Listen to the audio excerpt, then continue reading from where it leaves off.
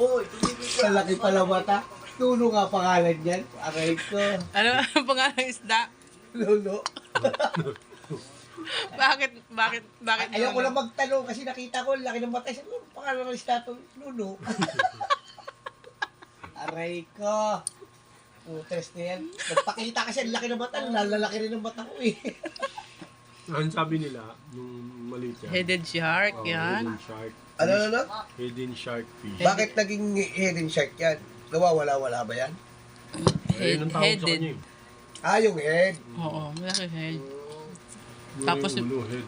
Mas malaki pa yung Mas malaki pa mata ko yata rito eh.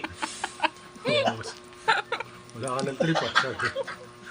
Hindi kasi nalalaki yung mata eh. Malaki na ang mata ko. Mas malaki pa mata nito. Aray ko. Pero parang ayungin nga eh. No? Oh, Gusto mo ba? ayoko. Piprito natin. Hindi ako Parang kain yun yung yan. nahuli natin sa tabang. Yung puti lang yun, ito iba eh. Oh. Di ba? Nalala mo yung Oo, yun. ginataan natin? Ha? Yung gata na yung inulam mo, pinirito mo. Parang ganyan din. Grabe siya. Oo nga. Tuyungin, yung sa ibang salita eh. Pero mas hito. malaki to. Kaysa yung mga na... Lumalaki din yun, May. Baka akala mo. Yung